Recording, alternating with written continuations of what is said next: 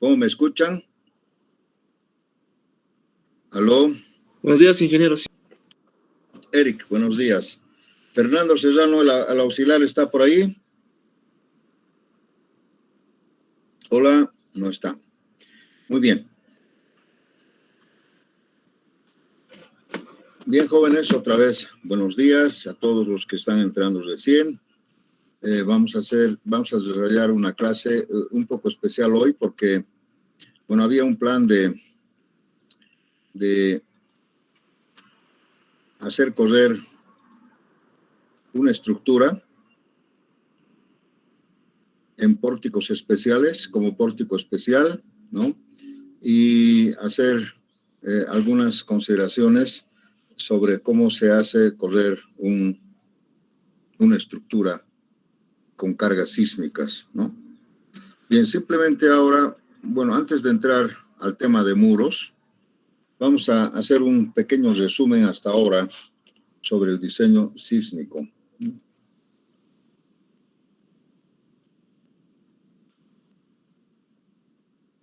Tal vez, mientras tanto, se pueda acoplar el auxiliar.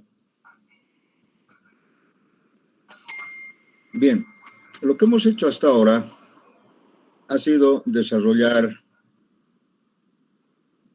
las disposiciones especiales para pórticos especiales.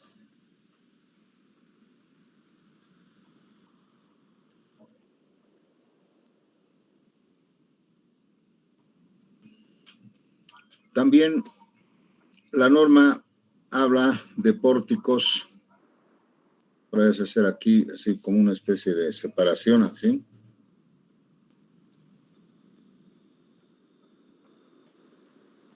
Y así.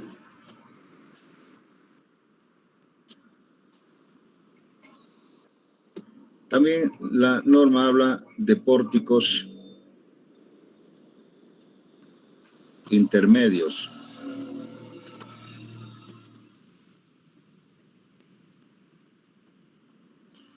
Y también habla sobre pórticos, ¿qué le llama? Ordinarios. Es un término no adecuado por su traducción, ¿no? Entonces,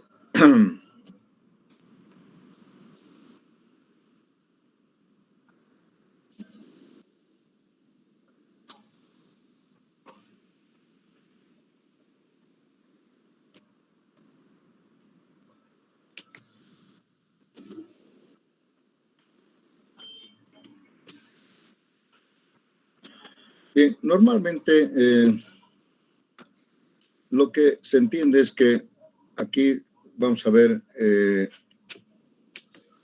un término del riesgo sísmico.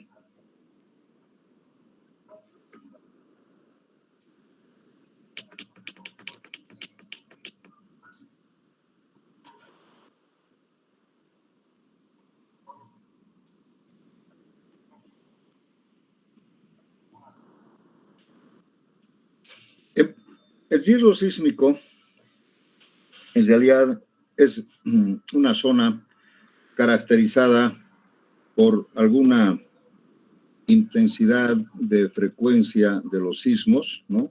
O una recurrencia constante. Como hemos visto, hay zonas en la Tierra que están catalogadas de alguna manera por su actividad sísmica. Y eso se llama en realidad el riesgo sísmico. Generalmente, cuando nosotros construimos con disposiciones especiales, pórticos especiales, generalmente tenemos que hacerlo en zonas de riesgo sísmico alto. ¿Qué vamos a hacer?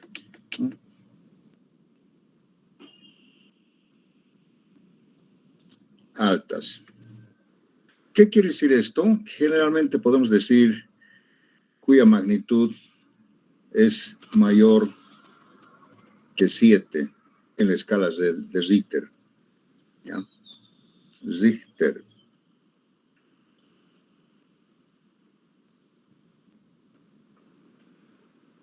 Richter, creo que es así.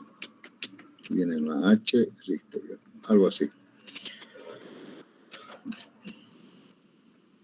En pórticos intermedios podemos hablar de zonas moderadas,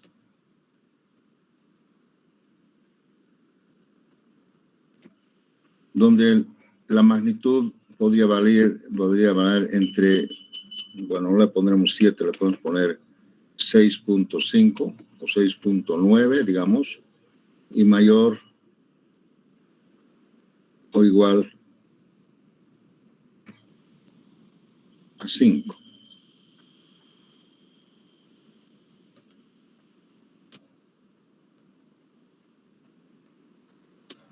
Zona baja, donde la magnitud es menor a 4.9, digamos.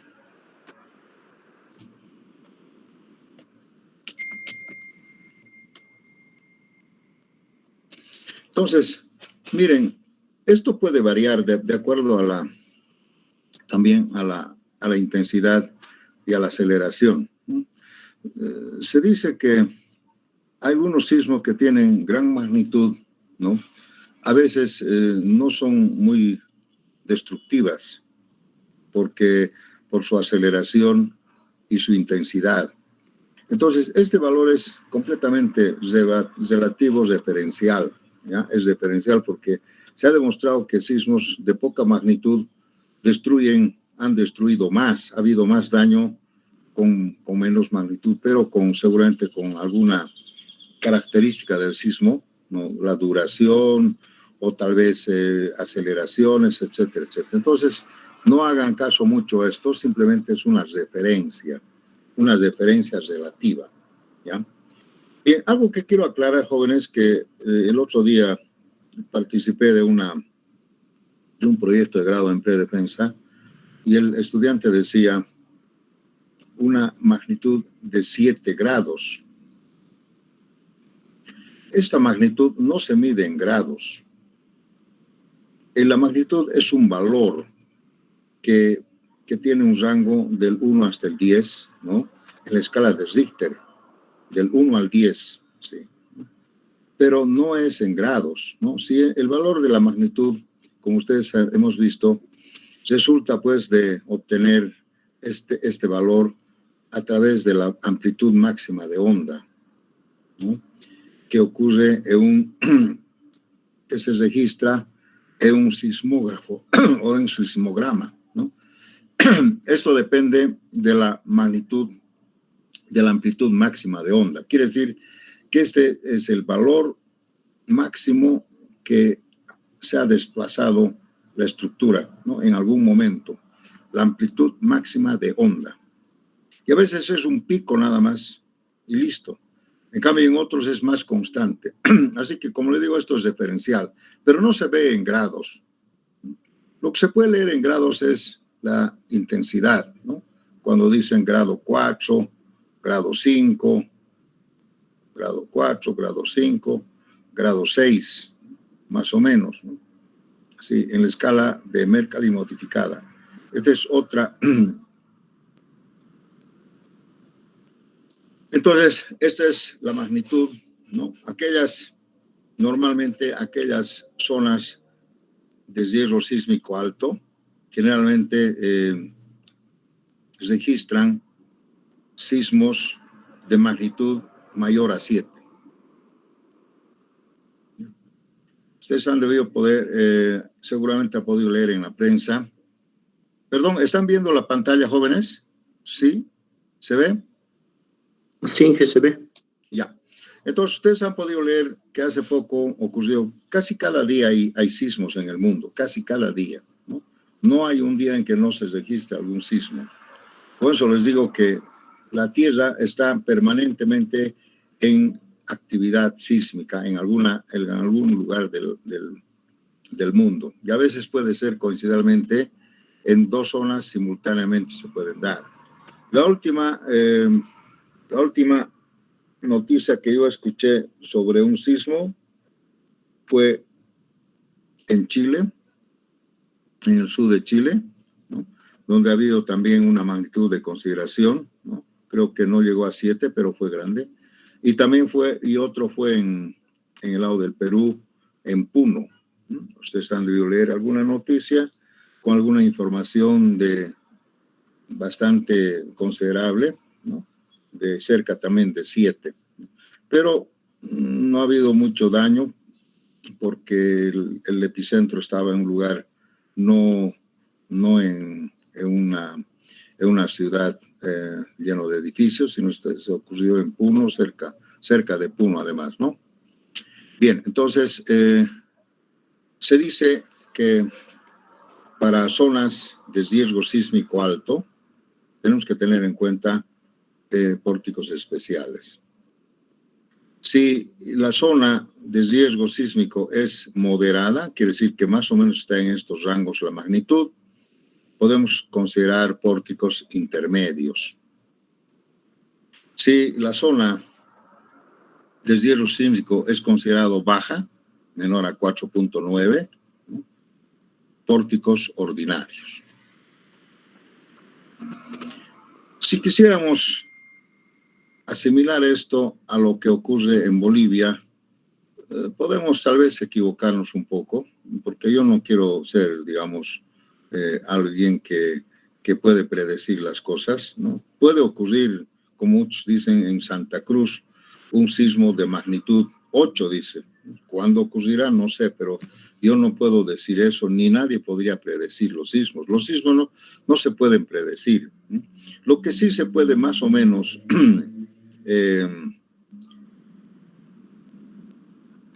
se puede convenir, así digamos así, ni siquiera predecir, se puede convenir que hay zonas específicas en el mundo que tienen actividad sísmica, ¿no? Y pueden ser con magnitudes altas, moderadas y bajas también, en la misma zona, ¿no? O sea, como les puedo decir, en Chile generalmente ocurren constantemente sismos, pero en magnitud alta, moderada y también baja. En Bolivia, se puede decir que en la zona de La Paz, el norte de La Paz, por Sorata, o también en la parte de Potosí, por Lipes, Sulipes, o también en el cono sur de Cochabamba, un poco Oruro, se puede dar sismos de magnitud más o menos 7 o un poco más. Alguna vez se puede dar. Entonces, todavía podemos hablar de pórticos especiales para Bolivia cuando el edificio es de mucha importancia, ¿no? Pues no podemos correr ningún riesgo, podemos decir en La Paz, Cochabamba, generalmente podemos hablar de pórticos especiales. Pero pórticos intermedios también, con más frecuencia, y pórticos ordinarios es como decir normales. Una estructura normal de hormigón armado que cumple perfectamente con los requisitos del diseño inelástico y el diseño dúctil, podemos directamente considerarlo sin ninguna disposición especial como un pórtico ordinario. ¿Ya? Eso quiero aclarar, jóvenes, también en la tesis leí algo que no me gustó. Acá voy a tomar en cuenta un poco el libro.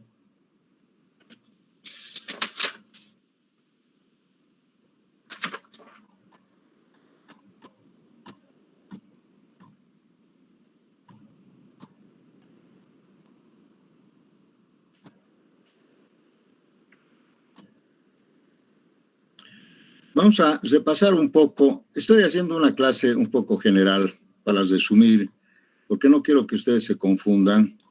Y yo he visto que en realidad el concepto a veces pareciera que yo no enseñara completamente, pero van a ver ustedes que que sí yo tomo en cuenta. Miren, acá en el capítulo 18, cuando dice estructuras sismos resistentes, ¿no?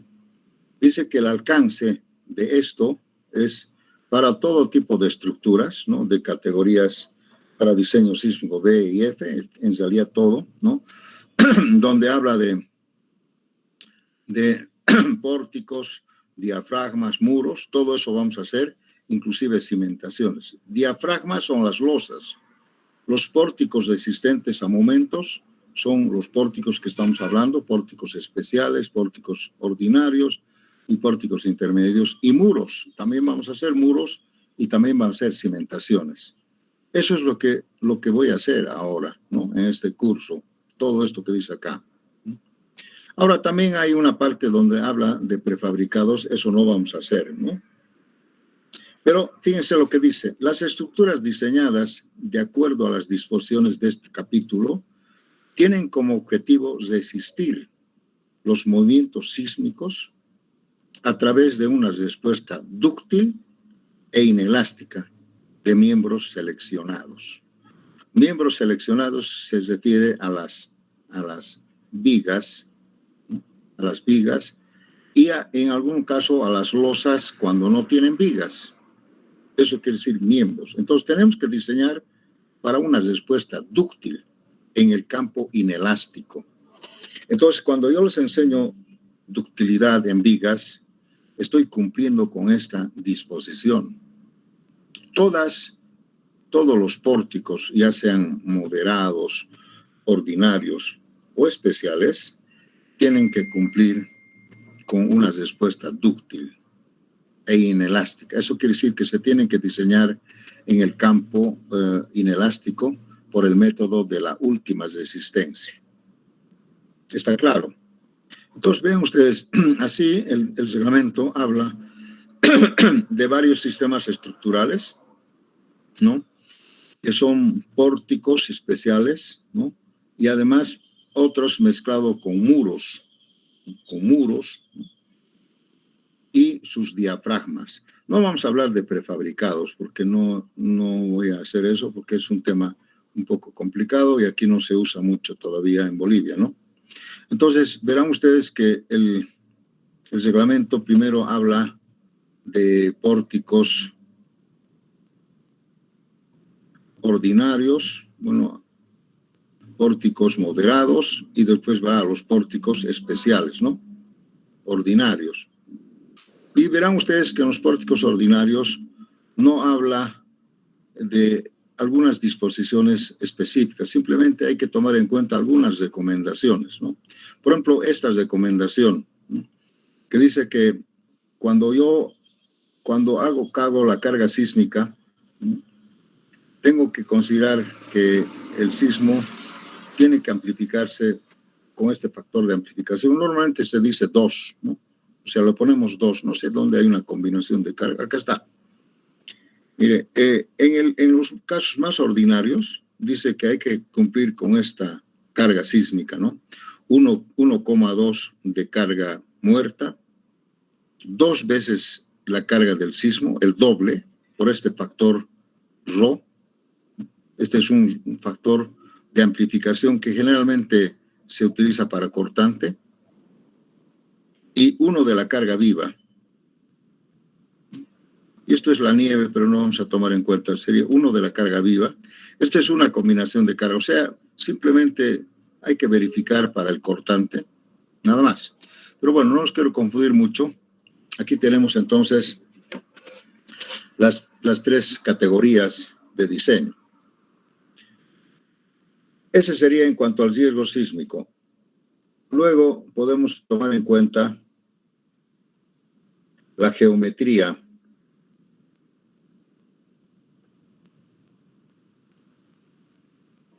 Por ejemplo, de las vigas. En pórticos especiales, la viga tiene que ser mayor o igual a 25 centímetros. B sobre H tiene que ser mayor o igual, creo, a 0,3, ¿no? Y además L tiene que ser mayor o igual a 4 veces D, algo así.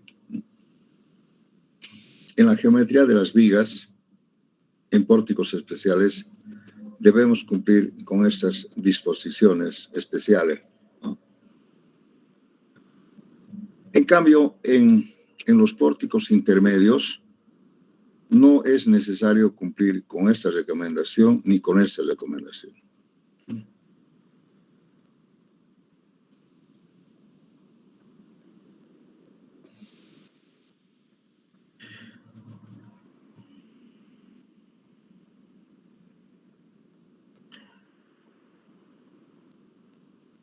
Podemos hablar ahora, si hablamos de las vigas, podemos poner el refuerzo longitudinal.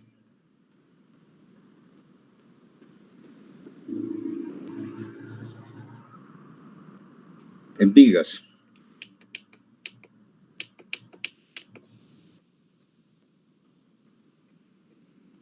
Un ratito, déjeme aclarar esto, por favor. Un ratito.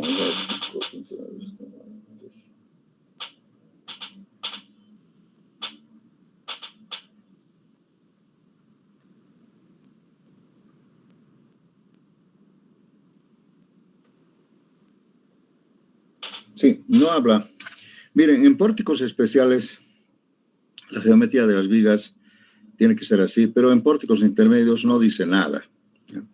Ahora, ¿cómo es el refuerzo longitudinal en vigas? En pórticos especiales dice que AS tiene que ser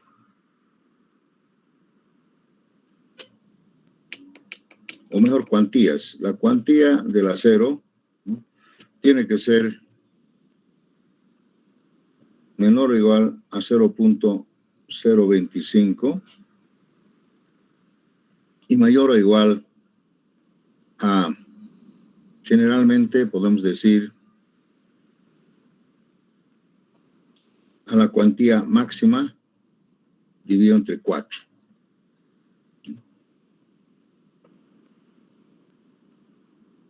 Y la cuantía en compresión tiene que ser menor o igual a la cuantía, bueno, se lo vamos a borrar mejor, ya, listo.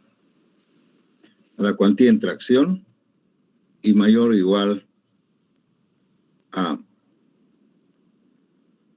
la cuantía medios. Vamos a dividir así.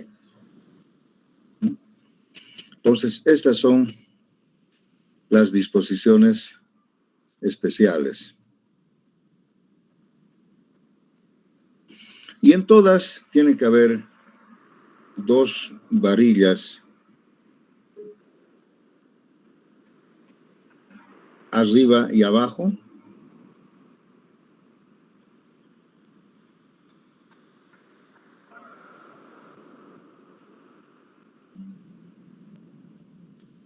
que sean mayores a la cuantía,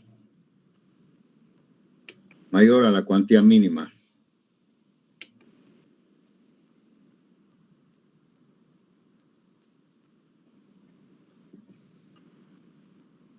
A la cuantía mínima. Aquí, esta parte, en los pórticos intermedios, dice que la cuantía debe ser mayor o igual a rho máximo quintos, ¿no?, y menor o igual a la cuantía máxima. Y el acero en compresión debe ser menor o igual a la cuantía y mayor o igual a la cuantía tercios. Vean ustedes la diferencia en cuanto a cuantías, ¿no? Y acá, normal, tal vez podemos decir que la cuantía puede ser menor o igual a la cuantía máxima y mayor o igual a la cuantía mínima. Y esto se puede colocar o no, no es necesario.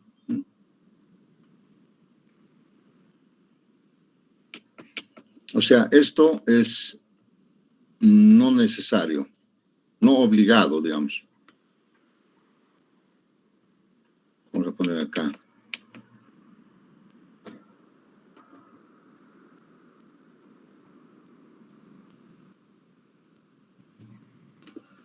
Entonces vean ustedes, ¿qué diferencia hay entre un pórtico especial y un pórtico intermedio en cuanto al refuerzo longitudinal en vigas?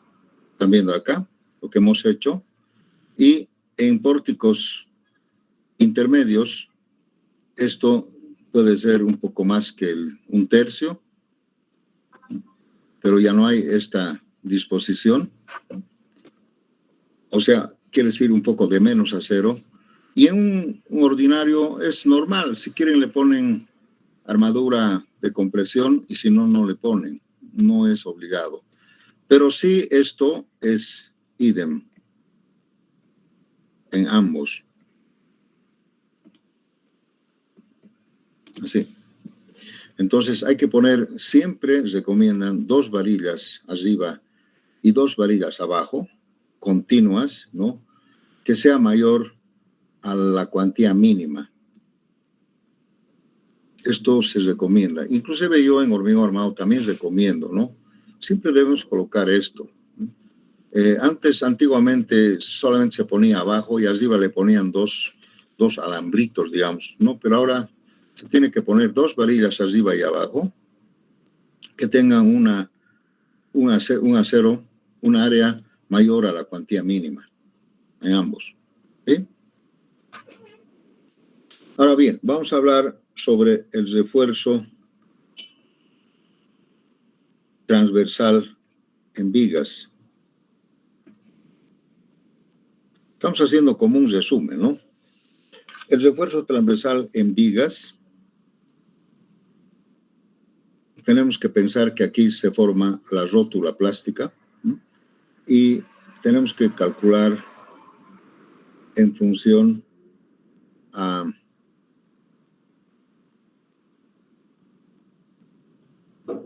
PE, ¿no? Que tiene que ser el momento probable resistente más el momento probable resistente en positivo sobre L más QL medios, ¿no? O sea, tenemos que tomar en cuenta el cortante inducido por el sismo. Además, aquí tenemos que decir que el phi es mayor a 8 milímetros, ¿no? Y la separación tiene que ser menor o igual generalmente a D cuartos. Esas son las disposiciones especiales para pórticos especiales en vigas. ¿Ya? Ahora, ¿qué ocurre en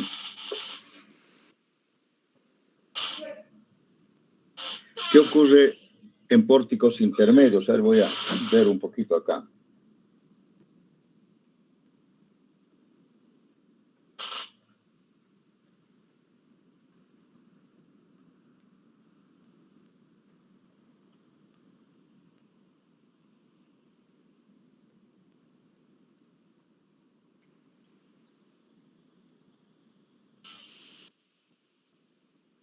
¿Ya? Acá dice que solamente hay que calcular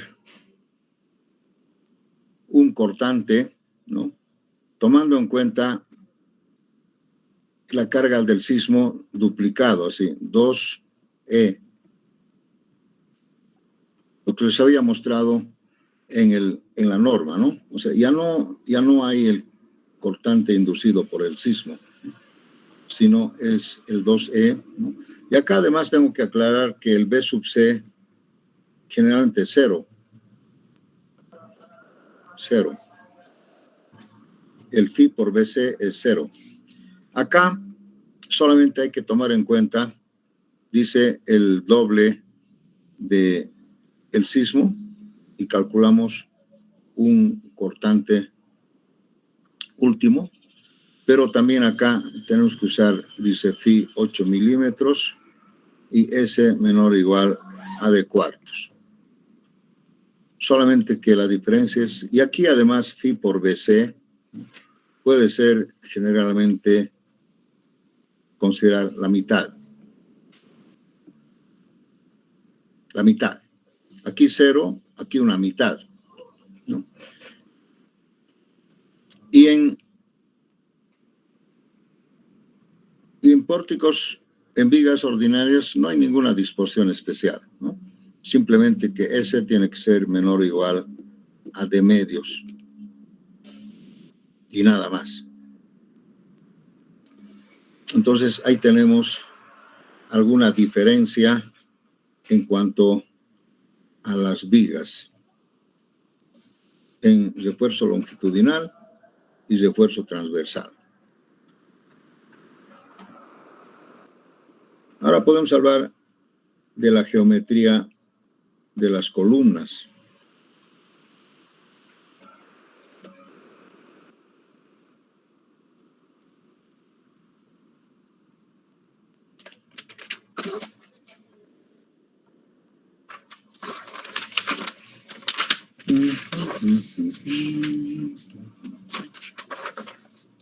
A ver, ¿qué dice en las columnas?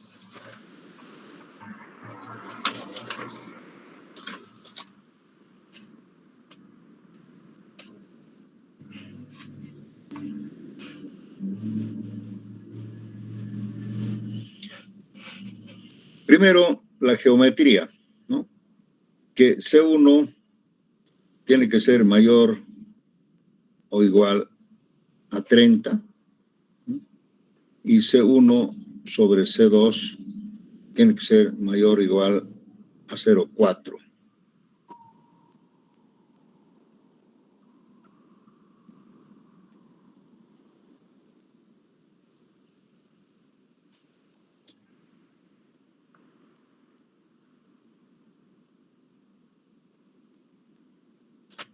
Eso es lo que dice aquí hay geometría. Acá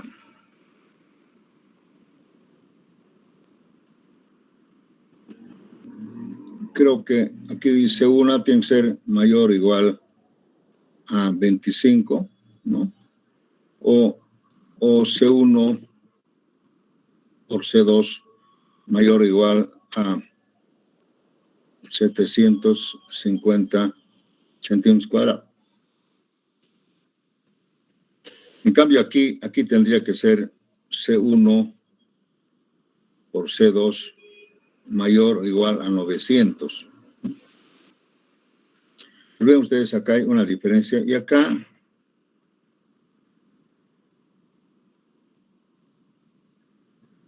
idem de esto. Normal, ¿no? Las columnas.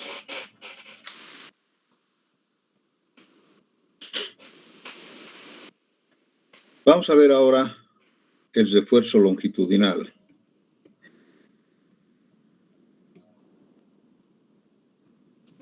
¿Fernando Cesano está? ¿Llegó? No. El refuerzo longitudinal en las columnas es normal, solamente que hay que cumplir que la sumatoria de los momentos de la columna tiene que ser mayor a la sumatoria mayor a 1.2 de la sumatoria de los momentos de la viga. Aquí normal, aquí tal vez digamos ninguna.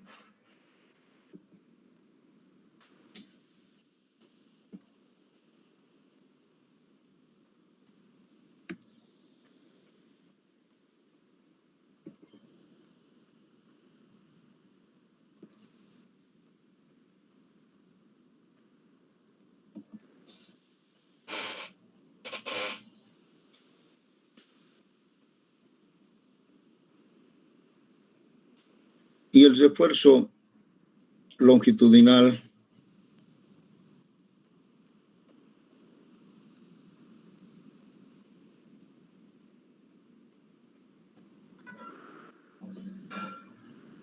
solamente cumplir con columna fuerte,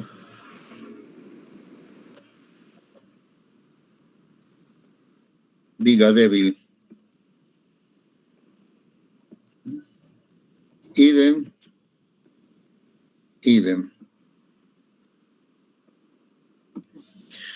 Jóvenes, cuando decimos que el pórtico tiene que ser flexible dentro del campo de la ductilidad en vigas y el campo inelástico, entonces siempre va a cumplir con esto que diga columna fuerte, viga débil, ¿ya? Entonces, el refuerzo longitudinal en columnas es normal. No tenemos que cumplir con ninguna ductilidad, ¿no? El refuerzo que requiere los momentos inducidos por el sismo, ¿no? Nada más, lo normal.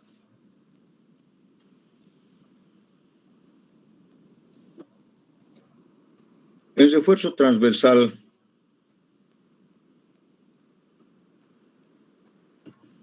en columnas, tenemos que usar estribos sísmicos,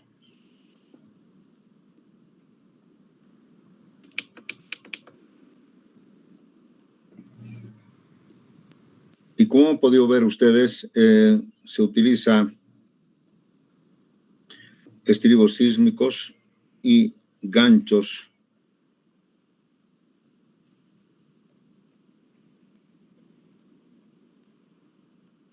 sísmicos combinados, eso no hemos hecho todavía, combinados con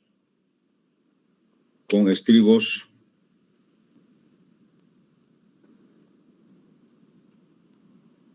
helicoidales.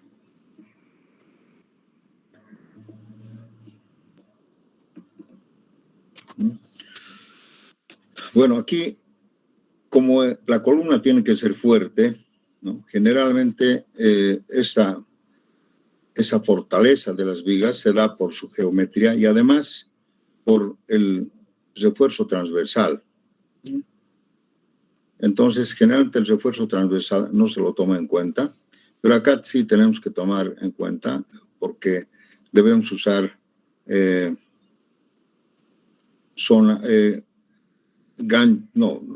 estribos, estribos sísmicos, hemos dicho, ¿no? En varias ramas, ¿no?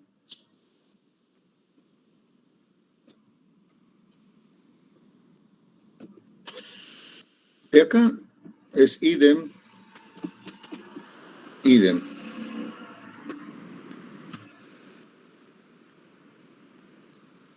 Tal vez un poco recordar en las columnas, vamos a hacer acá un paréntesis acá, ¿no? Voy a parar acá. En las columnas, jóvenes, tenemos que tomar en cuenta que el AS tiene que ser mayor o igual a 0,3.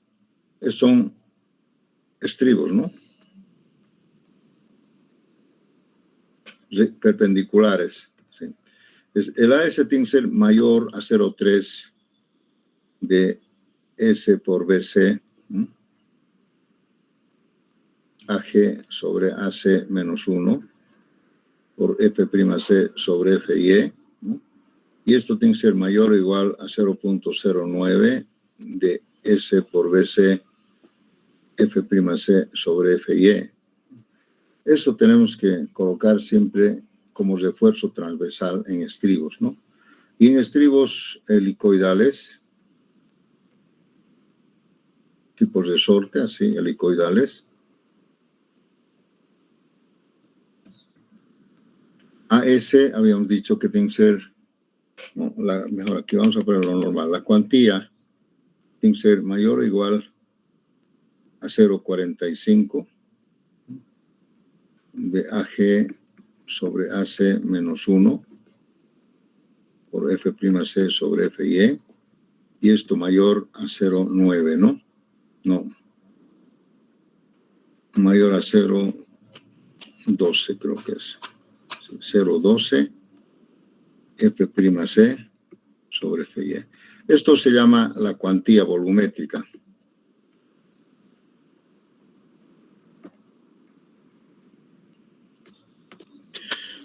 Esto tenemos que cumplir, jóvenes, en cualquier columna, ¿no?, de hormigón armado en pórticos, ¿no?, ya sea en pórticos especiales, ordinarios o intermedios. Tenemos que cumplir con esto. Y generalmente S, dice, tiene que ser menor o igual a C2 cuartos. Creo que aquí decía 8 veces dB, ¿no?, o menor a 15 centímetros. Pero también en alguna parte dice que ese debería ser mayor a 10 centímetros. En alguna parte dice que ese también debería ser no menos de 10 centímetros. Pero también esto es simplemente una recomendación.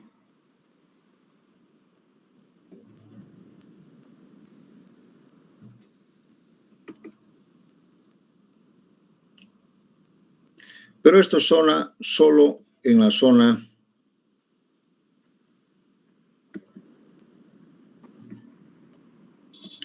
de confinamiento.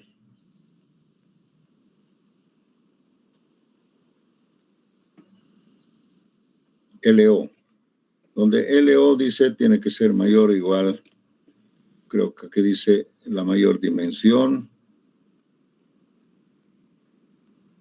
Acá habla de 45 centímetros o la altura sobre 6, algo así. Entonces, solamente en la zona de confinamiento. Después, S puede tomar este S1 y ese puede ser normalmente S2 menor o igual a 2 veces S1, algo así.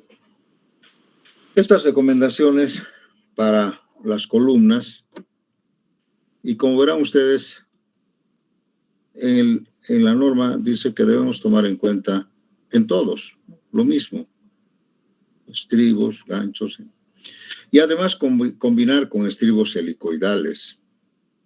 Esa es la parte complicada, ¿no? Nosotros no tenemos todavía mucha costumbre de hacer combinaciones pero en otros países sí lo hacen, ¿no? O sea, por ejemplo, si tenemos una columna cuadrada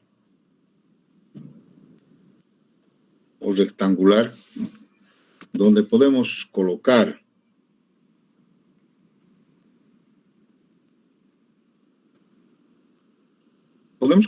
un estribo helicoidal así.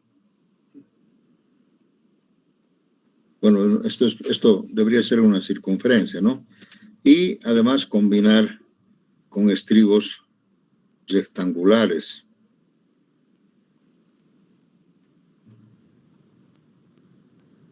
Así.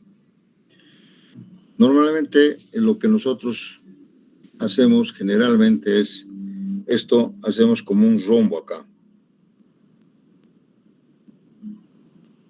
Pero lo correcto debería ser rombo así con ganchos. Lo correcto debería ser un estribo helicoidal de una sola pieza y combinar así. Pues así tenemos mejor efectividad en cuanto al refuerzo transversal. El refuerzo transversal en columnas, jóvenes, es muy importante porque hemos visto que dice acá columna fuerte, viga débil, ¿no? Y tenemos que tener en cuenta que eso siempre debe cumplir. Muy bien, tal vez estoy obviando algunas cosas, pero quería saber o mostrarles qué diferencia hay entre un pórtico especial, un pórtico intermedio y un pórtico ordinario.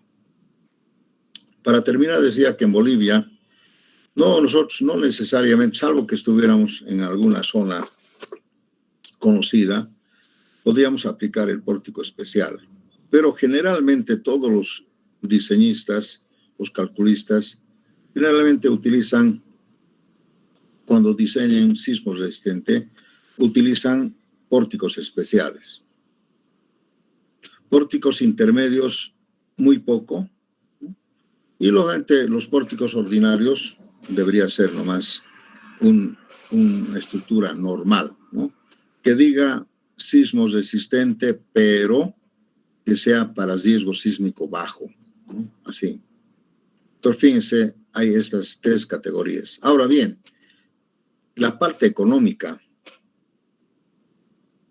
y la parte económica en cuanto a los materiales y la mano de obra difiere, ¿no? Acá seguramente yo no voy a hablar todavía eso, después vamos a hablar sobre costos, pero les quiero decir que en los pórticos especiales el costo del metro cúbico de hormigón, por ejemplo, sube más o menos casi de un 25% más que esto, ¿no? Y un 30% más que esto en acero. O sea, se pone más acero en pórticos especiales que pórticos intermedios y que pórticos ordinarios. Más acero, ¿ya? Pero a la larga, si el edificio no solamente consta de acero, ¿no? Entonces, lógicamente, ese costo adicional por el acero puede repercutir en el costo total del presupuesto, tal vez como dicen, entre un 7% o un 10% máximo, no más, ¿no? O sea, quiere decir que un edificio construido con disposiciones especiales para pórticos especiales, ¿no? Podría costar un 7% más hasta un 10% más del costo total del edificio. Si un edificio cuesta $1 millón en un normal, un edificio sismo resistente con pórticos especiales podría costar $1.100.000, 10% máximo, o tal vez 7%, como dicen muchos, han demostrado que es 7% más. Entonces, verán ustedes, esa es la incidencia general, y solamente por el acero, por un poco más de hormigón tal vez, y tal vez un poco más que se podía repercutir en la mano de obra, ¿no? Más el amarre de los fierros, etcétera, etcétera, podía repercutir en eso, ¿no? Pero en el fierro normalmente es 30% más en costo. Si tú quieres comprar una cantidad de acero, si quieres que sea sismo resistente con pórticos especiales, tienes que contemplar 30% más, ¿sí? ¿Alguna pregunta, jóvenes, respecto a eso?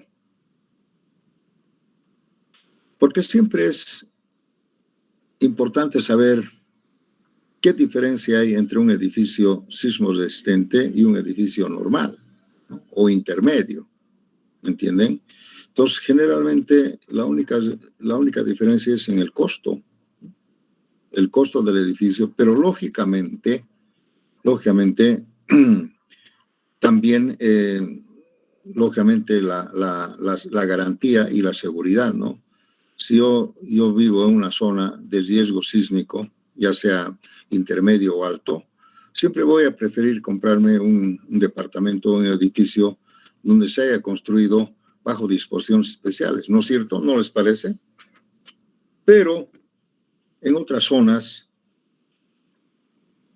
no es necesario. Por ejemplo, Santa Cruz, una ciudad en pleno crecimiento. ¿Ustedes creen que yo voy a buscar un departamento donde el edificio sea sismo resistente? ¿Qué dicen ustedes? A ver, un comentario.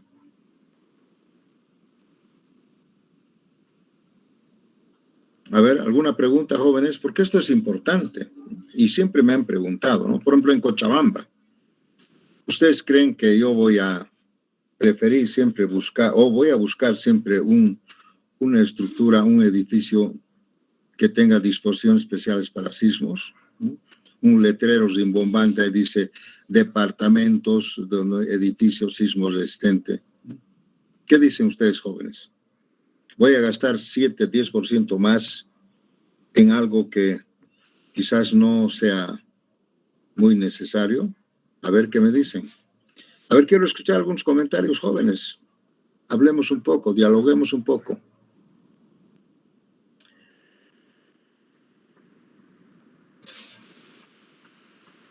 Aló.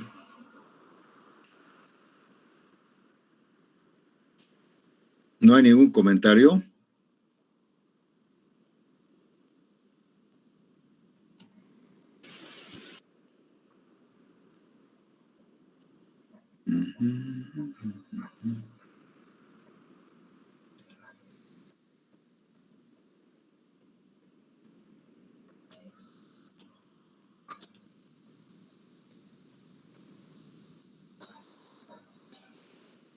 Aló, jóvenes, ¿alguna pregunta? ¿Está Fernando por ahí? No llegó. Bueno, no creo que venga a clase. ¿Alguna pregunta, jóvenes?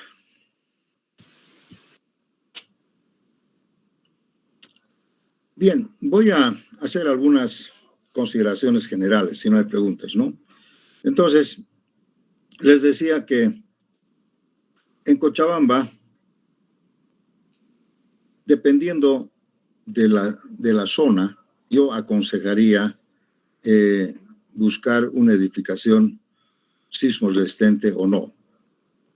Por ejemplo, en la zona norte, de la Avenida América hacia el norte, tal vez no sea necesario, no es necesario disposiciones especiales para sismos. ¿Por qué? Porque de acuerdo a la geología de la zona, de la América hacia arriba, ya podemos pensar en lugares que son falda de la serranía del Tunari, falda de cerro, donde posiblemente podemos encontrar terrenos duros, inclusive podemos encontrar roca, tal vez a unos 50 metros, 40 metros de profundidad podemos encontrar rocas. Entonces, ahí se presta para hacer edificios altos, ¿no? Porque la capacidad del suelo portante es relativamente buena, no excelente, ¿no? Pero es relativamente buena. Yo siempre digo, en estas zonas se pueden construir edificios hasta más de 30 pisos. Hasta más de 30 pisos, poco dependiendo del lugar. Pero en la zona central, debajo de la América, cerca del Casco Viejo, Río Rocha, todos esos lugares, ¿no? Ya el terreno no es tan bueno, ¿no?, geológicamente hablando. Y su capacidad portante también ya baja bastante, ¿no? Entonces, hacer edificios máximo 30 pisos, tal vez podría decir, ¿no? Pero también se puede hacer más, ¿no? Eso no quiere decir, solamente estoy diciendo unas recomendaciones. Si ustedes hacen un pilotaje donde el pilotaje puede consumir casi hasta un 30-40% del costo de la edificación, les cuento. No es fácil hacer un pilotaje. Es muy caro, muy costoso y muy largo. Podemos tardar un año en hacer pilotaje, jóvenes, ¿no? Porque es muy difícil hacer el pilotaje, muy costoso, ¿no? Entonces, evitando el pilotaje, se puede hacer edificios un poco más bajos. Pero en la zona más conflictiva que podía ser, no sé, de la Roma hacia el sur, en algunas, casi en la mayoría de las zonas, por ejemplo, la zona de Jaihuayco, zona del aeropuerto, todas esas zonas, ¿no?, a mí particularmente me consta que el terreno es de mala calidad. Relleno, o sea, hemos visto rellenos de hasta 15 metros de profundidad, rellenos de material aluvional, ¿ya?, por cerca del río Rocha, ¿no?, y aledaños al río Rocha. Ustedes saben que el río Rocha se ha desbordado varias veces en la zona sur, en la zona de Jaihuayco, etcétera, etcétera, donde todos esos terrenos son básicamente de mala calidad. Zonas bajas, ¿no?, donde el terreno, lógicamente, no es bueno. Por eso van a ver ustedes que no se pueden edificar edificios altos ahí. No es por el aeropuerto, porque, bueno, el aeropuerto también exige que no se hagan edificios altos, yo sé, pero también podemos ir más allá, igual no van a encontrar, ¿no? Tal es así que las regulaciones municipales en esas zonas no te prohíben nada. ¿Quieres hacer un edificio de 60 pisos? Métale, te van a decir. Métale, haga. Pero ¿cómo voy a hacer un edificio de 60 pisos? ¿Qué capacidad portante del suelo necesito para que resista 60 pisos? Tendría que buscar una roca. ¿Y dónde voy a ir a buscar una roca? Díganme ustedes, ¿voy a ir a Cerro Verde? ¿Voy a ir a casa? ¿Dónde voy a ir? Todos esos lugares son lugares además deleznables, ¿no? Los cerros están bajando, no hay ninguna capacidad. Tal vez en algún lugar se pueda encontrar alguna roca, algún suelo duro, tal vez, digo. Pero van a ver ustedes que en la municipalidad no te restringen nada ahí. Pero cuando vas a este otro lado, ahí te dice, momentito, aquí hay regulaciones. No más de 12 pisos, no más de esto, no más del otro, edificios verdes, una serie de trabas que te ponen y que lógicamente a veces hasta te extorsionan porque quieres hacer un edificio alto, ¿sí? Pero la alcaldía será que te puede decir, haga un edificio sismo resistente. No, no te va a decir, ¿no? No te va a decir, porque no está reglamentado bien eso, a pesar que debería haber cierta reglamentación para edificios altos. O sea, ¿qué quiero decir eso? Por ejemplo, si yo quiero hacer un edificio, supongamos, más allá de los 20 pisos o 25 pisos, tal vez podría ser recomendable ya hacer un edificio sismo resistente. Pero hasta ahora no he leído nada que hable sobre alguna reglamentación al respecto. En cambio, en otro lugar, en otra zona, no sé, tal vez en La Paz, en alguna parte de La Paz, no sé, no conozco mucho las disposiciones municipales de La Paz, sí, tal vez allá te exigen sismo resistente. Si hablamos de Chile, por ejemplo, en Chile obligadamente tienes que hacer un edificio sismo resistente, o en Japón, o en alguna parte de Centroamérica, tienes que hacer sismo resistente. No te van a aceptar que no sea sismo resistente. ¿Me entienden? Entonces, ahí estamos, jóvenes. Por eso que alguna vez me preguntan y digan que se tiene que hacer sismo resistente. Yo les digo, en las normas municipales no habla de eso. No dice. Entonces, ¿por qué haríamos? ¿Por qué haríamos? Simplemente se haría para un poco garantizar el confort de las personas. Yo diría eso, porque fíjense, cuando ocurrió el sismo del año 1998, el sismo de Aquile, que supuestamente llegó la magnitud a 7 en Aquile, acá en Cochabamba habrá llegado a 5, 6, por ahí más o menos. Los edificios se han movido bastante y la gente se ha asustado. Y cuentan que mucha gente ha salido a las calles despavoridas, con miedo, ¿no? Porque su edificio se ha movido bastante.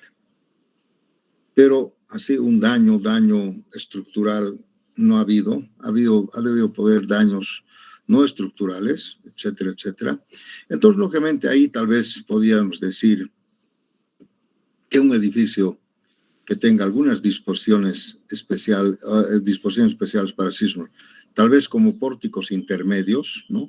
Donde las zonas de riesgo son moderadas, tal vez valdría la pena. Pero ¿por qué voy a gastar tanta plata en pórticos especiales en Cochabamba, por ejemplo? ¿Por qué? No necesito, ¿verdad? Ahí está el tema, ahí está el detalle, ¿no? En Santa Cruz están construyendo edificios hasta de 40 pisos, creo, y no hay disposiciones especiales para sismos.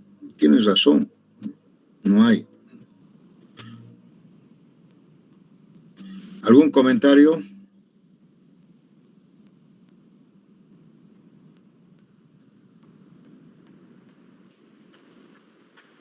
Bueno, como consideraciones generales les quiero comentar, por ejemplo, que en muchos proyectos de grado utilizan una combinación de carga, el sismo.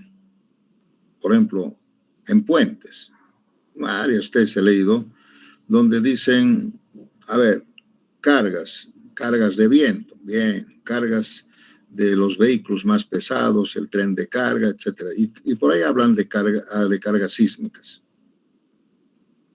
Y groseramente hablan sobre espectros de respuesta, después hablan sobre coeficientes sísmicos, hablan sobre análisis estático, etcétera, etcétera. Y lógicamente son copias de proyectos anteriores. Ustedes van a ver, jóvenes, que yo no voy a hablar nunca de coeficientes sísmicos, por ejemplo. Me esperan un ratito, por favor. Tuve una llamada. Entonces van a ver ustedes en general, y esto es muy importante, yo veo proyectos de grado donde lógicamente digo, pero si yo no les he enseñado eso, ¿por qué hacen, no? Hablan de un coeficiente sísmico y de la norma peruana hablan de un espectro, algo así. Bueno, hay una fórmula, ¿no? Con un R aquí, un factor de importancia, etcétera, etcétera. Cosas que ya han pasado de moda. Este es un análisis que se hace, un análisis estático. Yo, la verdad que no necesitamos aprender nada de esto. Pues no sé por qué lo hacen. Yo les digo, Fernando está ahí, lo que ustedes deberían hacer siempre es encontrar un espectro adecuado, un espectro específico de la zona. Ahí pueden tomar tal vez de la norma sísmica, del reglamento sísmico, algún espectro. Un espectro quiere decir esto. Siempre un espectro adecuado a la geología, etcétera. Un espectro, como es aprendido, un espectro característico de donde tú consideras que vas a construir el edificio. Este es el espectro. Y esto se carga al paquete computacional, al SAP 2000 o al ETAPS, a cualquier otro paquete, como carga sísmica, el espectro. Y listo. Y ahí están los resultados. Lógicamente, hay que tener en cuenta la ductilidad que les he enseñado, que tiene que ver con el coeficiente de respuesta R. La ductilidad es cuando el edificio es más dúctil, más inelástico, R es más grande. Entonces, R, yo les he dicho, R puede ser 2 o máximo 4, ahí. Entonces, quiere decir que la carga sísmica puede bajar la mitad por su concepto de ductilidad. No se olviden que cuando hablamos de la ductilidad, estamos hablando de la ductilidad por curvatura. Y esto más o menos debería ser mayor a 6, más o menos, para que sea bien dúctil. Mayor a 6, y esto me va a dar que la ductilidad va a ser mayor a 2, 3 por ahí. Por eso yo digo 2 o 4, el R, nada más. 4 sería cuando esto sea más o menos 8 o 10, ¿no? Como hemos visto, sí. Esto también ya lo hemos hecho. Entonces ustedes, el R es lo que divide. En la escala, hay una escala que Fernando les va a enseñar, hay que tomar en cuenta el R, ¿no? La escala puede ser la gravedad y R, nada más. Aquí no hay estos coeficientes de importancia, no sé qué. Estos coeficientes no se usa. Es el espectro, listo. Se carga y ustedes van a ver ahí los resultados, los momentos, los cortantes. Y si quieren hacer pórticos especiales, hacen pórticos moderados, hacen o un pórtico normal, toman en cuenta estas cargas, los esfuerzos y listo. No hay nada más, así nomás tiene que ser. Pero yo veo que toman la norma peruana, no sé qué normas, inclusive la norma boliviana está completamente desactualizada, jóvenes, ¿no? Son normas que han ido hacia el análisis estático. Este no es un análisis estático, es un análisis dinámico, donde se tiene que tomar en cuenta los periodos fundamentales, periodos, primer periodo, segundo periodo, tercero, los periodos. Esto es análisis dinámico, nada que ver con análisis estático, ¿no? Entonces no tienen que hablar de estas cosas, no sé qué. Yo veo todos los proyectos de grado de esa forma, porque lo que hacen es copiar de otro antiguo. Antiguamente se hacía así un análisis estático. Yo he enseñado también un análisis estático, ¿no? Si ya les digo, un análisis estático es considerar una carga lateral equivalente estáticamente, hablando así, ¿no? Una carga estática, E. Entonces, con esta carga estática se determinan los momentos y todo. Pero ahora no es necesario, ya directamente el SAP 2000 hace el análisis, ¿no? Tomando en cuenta, lógicamente, la aceleración del suelo, ¿no? Y además, tomando en cuenta la masa inercial. Si esta es la planta, hay que considerar en cuenta que en algún punto en el centro de masas, hay que considerar una masa. Y la masa es, ustedes saben que es el peso sobre la gravedad. Entonces, el peso es lo que nos da el peso en el piso, que eso lo vamos a aprender también, ¿no? Sobre la gravedad como factor de escala. Y lógicamente, y tiene que este nudo, que se llama el nudo maestro, que está en el centro de masas, es donde aquí se aplica, el SAP 2000 aplica aquí la aceleración. Y como ustedes saben que la fuerza es la masa por la aceleración, entonces inmediatamente esto se convierte en una fuerza. La masa del piso por la aceleración. Además, este nudo maestro debería estar diafragmalizado. ¿Qué quiere decir? Que este nudo maestro tiene que unir toda la planta, porque aquí hay vigas, hay columnas, ¿no es cierto? Entonces, esto tiene que estar diafragmalizado a través de la losa. La losa es un diafragma, jóvenes. Entonces, ese nudo maestro que está acá tiene que trabajar todo en conjunto, ¿no? Sí, cuando la estructura se mueve, tiene que ser a través del diafragma que transmite hacia los pórticos, a través del nudo maestro, ¿no? Y la fuerza que obtiene es la masa por la aceleración. La masa está acá y la aceleración nos da el espectro, estas aceleraciones, y listo. Entonces, ¿qué hemos conseguido? Hemos conseguido esas fuerzas equivalentes, que yo les he enseñado también, ¿no? F1, F2, F3, que calculamos por la superposición modal. Ustedes también, el SAP 2000 hace superposición modal, ¿no? Y encuentra esas fuerzas y los calcula a través de esas fuerzas, calcula los momentos, los cortantes, etcétera, etcétera, cuando hay carga sísmica. Eso es lo que vamos a aprender más adelante, ¿no? Solamente ahora me falta a mí desarrollar los muros de corte, los diafragmas, las losas y las cimentaciones. Pero paralelamente ya Fernando les va a enseñar a cargar sismos y hacer correr una estructura bajo cargas sísmicas. Nada de esto, ¿no? Simplemente es aplicar un espectro, nada más. ¿Alguna pregunta, jóvenes? Fernando no llegó, ¿verdad? Bueno, yo creo que va a ser el día martes. El lunes es feriado, ustedes saben bien, para los maestros.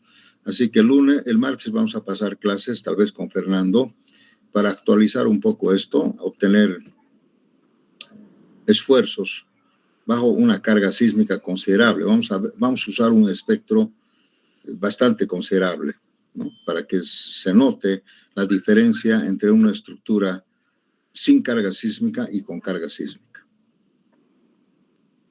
¿Preguntas? No hay. Bien. les quiero comentar que una vez que yo termine de hacer muros, losas y cimentaciones, ¿no? Vamos a practicar un poco con Fernando, ¿no?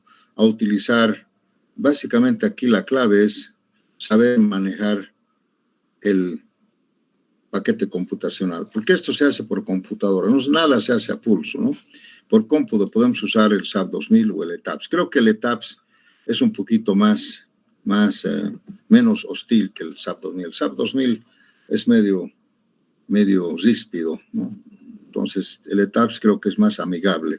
Tiene que ser siempre un paquete amigable para que ustedes puedan ver la diferencia. Bueno, se han quedado callados, jóvenes. ¿Hay algún comentario? Ninguno. Todo claro. Jóvenes, terminó la clase. Muchas gracias. Hasta luego.